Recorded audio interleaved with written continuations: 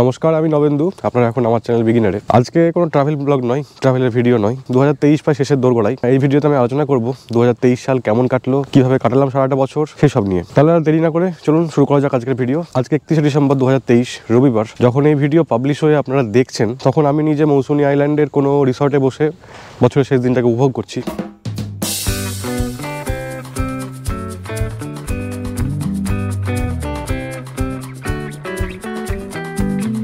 দেখতে দেখতে আরো একটা বছর কেটে গেল, শেষ হয়ে গেল 2023। তাহলে এবার একটু স্মৃতিচারণ করে নেওয়া যাক কেমন ভাবে কাটলো 2023। এই 2023 সাল নিজেকে সোশ্যাল মিডিয়াতে পরিচিত করার জন্য একটা উপযুক্ত সময় ছিল। ইউটিউবের ভিডিও বানানোর ভূত বা নেশা 2022-এর শেষের দিক থেকে শুরু হয়েছিল, তবে অনেক প্রতিবন্ধকতা, অনেক অসুবিধার জন্য তখন ভিডিওগুলো করতে পারতাম না। 2023-এর 2 জানুয়ারি থেকে ধারাবাহিকভাবে আমি ভিডিও আপলোড করা শুরু করি। এখন সেই ভিডিও আপলোড এখনও চলছে। 0 থেকে শুরু করে মোটামুটি আজকে আমার 1700 সাবস্ক্রাইবার ইউটিউবে গেইন করেছি। বাকি সব ছোট বড় মেজো ইউটিউবারের নিরিখে এই 1700 সংখ্যা খুবই কম হলেও যেটাই আমি অর্জন করেছি সেটা আমার কাছে অনেক। একইভাবে আমার ইউটিউব চ্যানেল এই 2023 সালে এসে মনিটাইজ হয়েছে, এটা আমার কাছে একটা মাইলস্টোন। আমি এই ভিডিওর মাধ্যমে একটা গুড নিউজ শেয়ার করার জন্য এসেছি। হ্যাঁ, আপনারা হয়তো সামনে দেখে নিয়েছেন যে আমি অ্যাডসেন্সের পিন পেয়ে গেছি। আমি সেই পিনটাকে আনবক্স করার জন্য আজকে এই ভিডিও তৈরি করেছি। একটা সময় ছিল যখন ইউটিউব ভিডিও বানানোর লক্ষ্যেই আমি রাস্তায় মোবাইল বার করে রেকর্ড করার চেষ্টা করেছি অনেকবার, কিন্তু সামনের ভিড় দেখে, মানুষজনকে দেখে আমি ভিডিও করতেই পারিনি। এখনও সেই লজ্জাটা কাটেনি। কিছুটা কেটেছে বলেই টুকটাক ভিডিও করতে পারছি। তবুও আমি চেষ্টা করি একটু ফাঁকা জায়গায় এসে ভিডিওটা করা। বেশি লোকজনের ভিড় থাকলে এখনও লজ্জা হয়। যেমন কিছুদিন আগেই বহরমপুরে ফুড ফেস্টিভ্যাল চলছিল, আমি ভিডিও করার জন্য দুবার গেছি ভিডিও করবো বলে, কিন্তু মানুষের এত ভিড়, এত হইচই, ওখানে বার করে এরকম একটা ক্যামেরা বার করে রেকর্ড করা আমার পক্ষে সম্ভব হয়নি। এখনও আমি পিছিয়ে আছি এইসব দিকটাই। ইচ্ছা আছে এই সব দিকগুলোকে 2024-এ এসে ইমপ্রুভ করার। আর যদি ইউটিউব বাদ দিই তাহলে ফেসবুক 2010-এ, সম্ভবত 2009-10 আমি প্রথম শুরু করেছিলাম। 9-10 শুরু করার পরে অনেকবার আনইনস্টল করে 2015 পর থেকে আমি সেভাবে আর ফেসবুক ব্যবহার করতাম না। 2015-এর দিকে আমার মনে হয়েছিল ফেসবুকটা আমার কাছে একটা অপ্রয়োজনীয় পদার্থ ছাড়া কিছুই না। আবার 2023 সালে এসে ফেসবুকে নতুন করে প্রোফাইল ক্রিয়েট করেছি, ফেসবুকে পেজ ক্রিয়েট করেছি।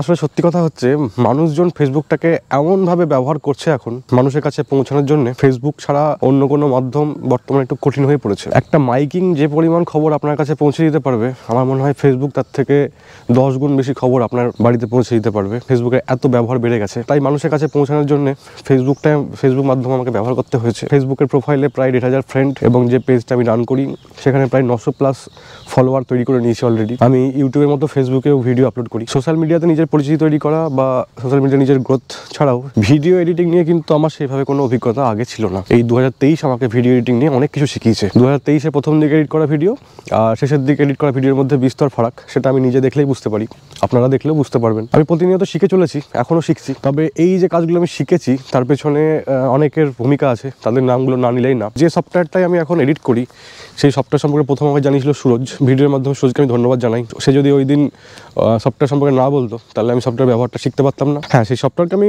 পরবর্তীতে আপডেট করেছি, চেঞ্জ করেছি, শিখেছি, একটা স্টেপ এগিয়ে গেছি, সেটা ঠিক আছে।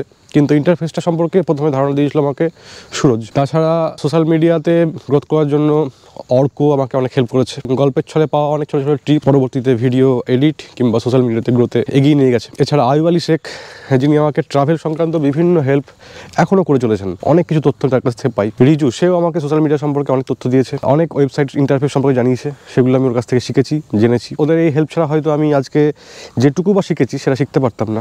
তাই ভিডিওর মাধ্যমে কৃতজ্ঞতা স্বীকার করি এবং সকলকে ধন্যবাদ জানাই তাদের হেল্পের জন্য। একটা এই যে 8-10 মিনিটের ভিডিও, সেই তৈরির পেছনে video recording, voice over, colour grading, editing, rendering, শেষে হচ্ছে থাম্বনেল, আপলোড, বিভিন্ন কাজে যে পরিমাণ খাটনি হয় তার 1% ভিউ আমি এখনও পাই না। এটা আমার কাছে একটা দুঃখের। একটা ভিডিও বানাতে কী পরিমাণ খাটনি, যারা এইসব ভিডিও বানায় কিংবা ভিডিও নিয়ে বোঝে তাদের কাছে তার ব্যাপারটা বুঝতে পারবে যে কী পরিমাণ খাটনি এতে হয়। তারপরেও আমার ভিউ আসছে না, এটাতে আমার একটু মন খারাপের জায়গা আছে, মন খারাপ হচ্ছে। তাই সকলের কাছে ভিডিওর মাধ্যমে অনুরোধ, ভিডিওগুলো একটু করে দেখবেন।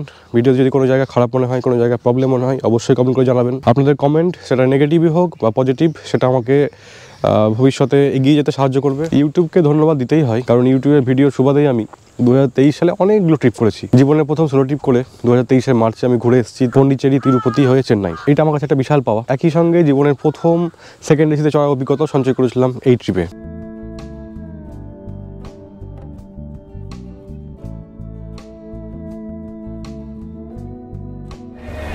সেকেন্ড এসিতে প্রথম ভালোভাবে জার্নি করবো বলে টিকিট কেটেছিলাম।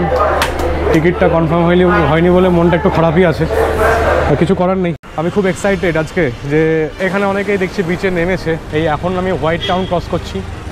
আবার একটা প্রবলেম, মাতৃমন্দিরের ভিতরে যেতে গেলে, যার জন্য প্রায় 1 ঘন্টা থেকে আমি হাঁটছি, বাইক চালিয়ে আসছি সেই এই ডিজিটাল যুগে অ্যানালগ ঘড়ি হাতে বিচ শহরে এসে ফুল শার্ট ফুল প্যান্ট পরে আমি নবেন্দু এখন পন্ডিচেরিতে। এছাড়া এক করে 2023-এর জুলাইয়ের দিকে হচ্ছে রাঁচি। আরে ভাই চলে এসেছি হুডরু। আপনারা হয়তো দেখতে পাচ্ছেন পেছনে আছে হুডরু জলপ্রপাত। ও গুগলের রাস্তা নিয়ে আজকে দ্বিতীয়বার অসুবিধার মধ্যে পড়লাম। গুগল রাস্তা দেখিয়েছিল এরকম রাস্তা দিয়ে যাওয়া যাবে, তো আমরা মোটামুটি সেরকমভাবেই চলে এসেছিলাম। তো মাঝে এসে দেখছি রাস্তাটার কোনো অস্তিত্ব নাই। আগস্টে গেছিলাম হচ্ছে লাটাগুড়ি হয়ে উল্টোবাড়ি, সেখানে গিয়ে উপর দিকে পা করে নিচের দিকে মাথা করে বিভিন্ন অ্যাক্টিভিটি করেছিলাম। ভিডিও দেখেছেন অবশ্যই, না দেখলে উপরে আমি লিঙ্ক দিয়ে দিচ্ছি, দেখে নেবেন। হাঁটতে হাঁটতে চলে এসেছি একদম উল্টোবাড়ির সামনে। যদি লক্ষ্য করেন পেছন দিকে ব্যাকগ্রাউন্ডে, এটা হচ্ছে উল্টোবাড়ি। উল্টো বাড়িতে আসলাম, একটু উল্টো ছবি তোলার খুব ইচ্ছে করছে। কিভাবে উল্টো হওয়া যায় দেখি।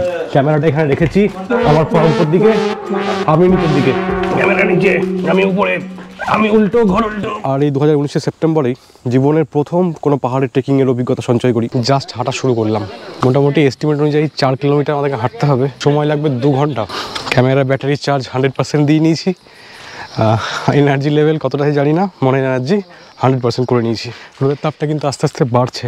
আমরা 2 ঘন্টা থেকে মোটামুটি হেঁটে চলেছি, প্রায় 2 ঘন্টা হতে চললো হাঁটা শুরু করা। আচ্ছা, আমি একটা আওয়াজ শোনানোর চেষ্টা করব।